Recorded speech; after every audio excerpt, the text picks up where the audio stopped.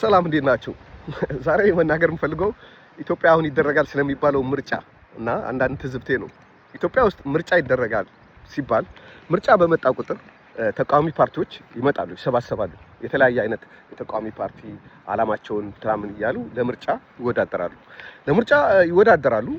ከዛ በኋላ አንዳንዶቹ ይታሰራሉ፣ አንዳንዶቹ ፓርቲያቸው ይፈርሳል። ቢቻል በርስ በርስ ሽኩቻ ይፈርሳል። ካልሆነ ደግሞ ከምርጫው በኋላ ደብዛቸው ይጠፋል። ምርጫ ሲመጣ ፓርቲ ይቋቋማል እንደገና። እኔ የሚገርመኝ ምን እንደሆነ ታውቃላችሁ? እንዴት አንድ ህዝብ ደጋግሞ ይታለላል? በምርጫ የመጣ መንግስት ሳታዩ በህይወት ዘመናችሁ፣ በእኔ ዘመን፣ በአባቴ ዘመን፣ በአያቴ ዘመን በምርጫ የመጣ መንግስት ኢትዮጵያ ውስጥ አላየንም አንድ እንኳን። በአንጻራዊነት የተሻለ ምርጫ ተደርጓል የሚባለው 97 ነው። 97ም ኢህአዴግ ከተሸነፈ በኋላ በማፈሩ እንደገና በእፍርት ምክንያት ምርጫው የተመረጡ ሰዎች ቀርተው ሌሎች ሰዎች ማስተዳደር ጀምረዋል። በምርጫ ህዝብ መሪ እንደማትመርጥ እያወቅ ጊዜህን በምርጫ የምታጠፋው ምክንያት ምንድን ነው? ምን ትጠብቃላችሁ ከምርጫ? በምርጫ ዶክተር አብይ ሊወርድ ነው?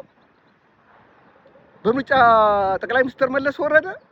በምርጫ ጓድ መንግስቱ ኃይለማርያም ወረደ? በምርጫ ንጉስ ኃይለ ሥላሴ ወረዱ? እኮ እንደውም የሀገር ሀብት እየባከነ ነው። በዚህ ጉዳይ ላይ ለወደፊቱ ቢሆን እኔ የምመርጠው መንግስት እንደውም ምርጫውን ዝም ብሎ አለ አይደለ በኢሜይል ቢያደርገው ወይ ደግሞ ምክንያቱም በሜሴጅ በኤስኤምኤስ ቢያደርገው። ምክንያቱም በዓለም አቀፍ ደረጃ ምርጫ አላደረክም ዲሞክራት አይደለህም እንዳይባል አይደለ መንግስት ምርጫ የሚያካሄደው። ስለዚህ በኤስኤምኤስ ሰው በስልክ እንዲመርጥ ቤት ሆኖ ወጪ እንዳይወጣ እኮ ብዬ ነው። ምክንያቱም ምርጫ ምንድን ነው? በምርጫስ እንደምንም ሾልካችሁ ብትገቡ መጨረሻችሁ ምንድን ነው? ፓርላማ ውስጥ ጥያቄ ካቀረባችሁ እንደነ ክርስቲያን ታደለ ያለ መከሰስ መብታችሁ ወርዶ እስር ቤት አይደለ እንደምትሄዱት? ያለ መከሰስ መብት እኮ ማይከበርበት ነው። እነ ታረቀኝ ደግፌ ከጉራጌ የተወከለ ሰው ነበረ። በክልል ምክር ቤት ጥያቄ ስለሚያቀርብ ምን ስለሚል አይደለ እስር ቤት ማቆማቆ የወጣው ያለ ምንም ፍርድ መጨረሻ ከስንት ዓመት በኋላ በየክልሉ ምርጫ ላይ ሾልኮ እንኳን ህዝብ ወዷቸው የተመረጡ ሰዎች መጨረሻቸው የት ደርሷል? ወይ ደግሞ ለገዢው መደብ ለገዢው ስርዓት ማደር አለባቸው፣ ልክ እንደ ኢዜማዎች እንዳደረጉት አንዳንድ የአብን እንትኖች እንዳደረጉት ወይ ማደር አለባቸው። በግል እንኳን ገብተው ጠንከር ያለ ጥያቄ ማቅረብ አይችሉም። እንኳን በፓርቲ የለማ ግራውንድ የለም። በሌለበት ለምንድን ነው የሁሉ ጫጫታ? ምን ያደርጋል ምርጫ ኢትዮጵያ ውስጥ? ማን ይመረጣል? ኢቭን ፓርቲ ውስጥስ ምርጫ አለ? ፓርቲ ውስጥ እኮ ጠቅላይ ሚኒስትሩ ወይም ደግሞ ፓርቲ ውስጥ ሴሌክት ያደረጋቸው ሰዎች ናቸው ተመረጡ የሚባሉት።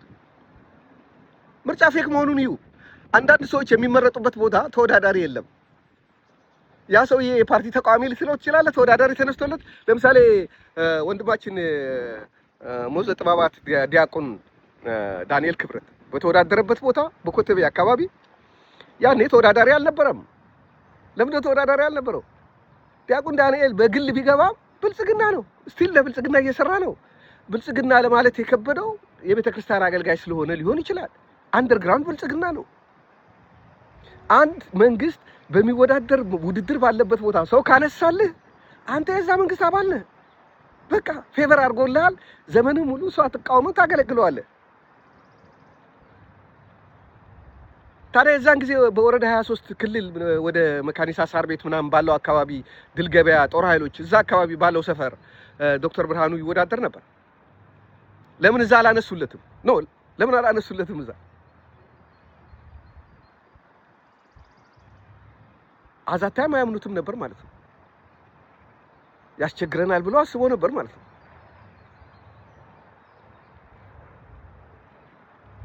እና ምርጫ መጣ ብሎ እኔ በጣም ማደንቀው ፖለቲካ አዋቂ አቶ በረከት ስምኦን ነው። በኔ መመዘኛ ከአቶ መለስ በኋላ ፖለቲካ ያውቃል፣ በጣም ፖለቲካ ያውቃል ብዬ ማስበው ሰው ነው አቶ በረከት ስምኦን። በዚህ ጉዳይ ላይ አስተያየት ሲሰጣቸው ገረመኝ። እንዴ እሱ ያውቀው የለ እንዴ? ምርጫው የፌክ አይደለ እንዴ? የውሸት አይደለ እንዴ? ዋና ምርጫ ሲኖር እሱ አይደለም እንዴ እንትኑን ሴታፑን ይሰራው የነበረው ከስር ከመለስ ጋር ሆኖ? እንዴት ምርጫ ተብሎ ይወራል? እኛ ሀገር ምርጫ አይደለም ቅርጫም እኮ የለም።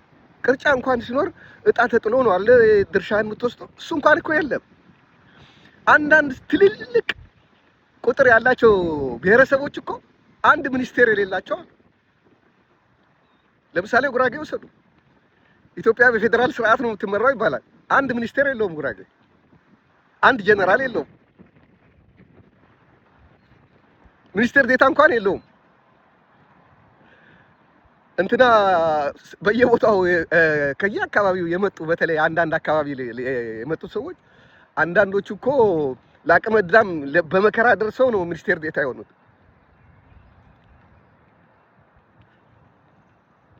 እና የውሸት ምርጫ ነው።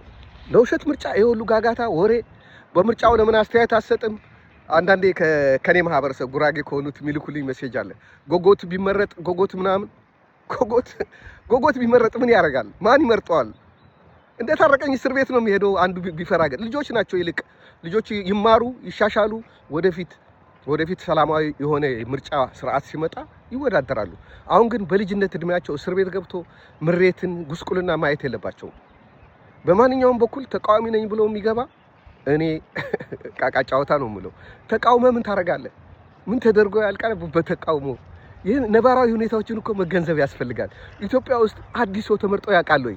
አዲስ ሰው ተመርጦ ካላወቀ ምርጫ እንዴት ታምናለህ? የምርጫ ቦርዱስ በምን ይታመናል? እና ለምርጫ አስተያየት የሚሰጡ ሰዎች ይገርሙኛል። የሆነ ፋሲካ ወይም ገና ሲሆን ለቅርጫ የበለጠ ግምት እሰጣለሁ ከኢትዮጵያ ምርጫ። ሰላም ይብዛላችሁ። እውነት ለመናገር ያህል